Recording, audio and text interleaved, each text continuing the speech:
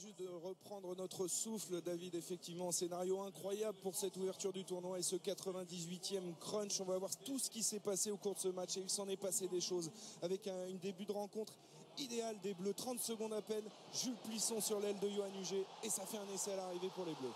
Et cet essai va compter parce que ça, rapidement les Français ont mis du beau au chaud pour l'hiver. Cet essai du Jet et puis rapidement ce deuxième essai qui va venir après à nouveau relance magnifique du Jet. Dulin intérieur, jeu au pied de Dulin et Huget qui a suivi.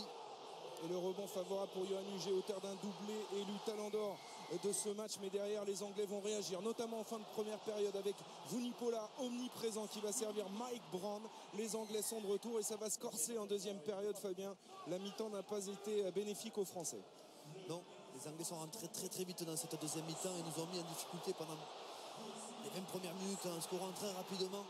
Et cet essai de Luther Burrell, un 18-0 infligé par l'Angleterre aux Bleus de France qui vont retrouver des ressources incroyables en fin de match. L'entrée gagnante de Gaël Fickou, il est sur le terrain depuis quelques secondes à peine. Il est bien servi par Dimitri Zarzewski, c'est la dernière action, la valise et l'essai de Gaël Fickou qui libère le Stade de France. Victoire finale 26-24, ça lance idéalement nos Bleus dans ce tournoi destination et évidemment ça donne le sourire à Philippe Saint-André qui est en compagnie de Philippe Lafont.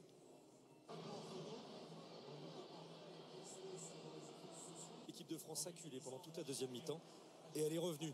D'où ça vient ça? Oui, elle fait du bien. D'abord, il faut féliciter les joueurs. C'est vrai qu'on fait une bonne première mi-temps. Après, en deuxième mi-temps, on a subi, on a loupé beaucoup de plaquages. Mais on n'a pas rompu. Il y a eu du cœur, il y a eu de l'enthousiasme. Il y a eu un Stade de France exceptionnel qui chantait la Marseillaise. Pourtant, on était derrière. Et puis après, voilà. On va dire un rugby à la French Flair, un essai venu de nulle part à 3 minutes de la fin. C'est bien pour l'équipe, c'est bien pour ce groupe. Maintenant, il faut préparer sereinement, mais il faut préparer l'Italie dimanche prochain. Et ce succès face à l'équipe d'Angleterre va permettre surtout d'engranger de la confiance, évidemment. Et pourquoi pas rêver maintenant à un éventuel grand chelem, le 10e du rugby français. En tout cas, l'équipe de France a entamé parfaitement son tournoi, David, avec cette victoire face à l'Angleterre. Que ça fait du bien. C'est parfait et en effet, c'était super. Merci.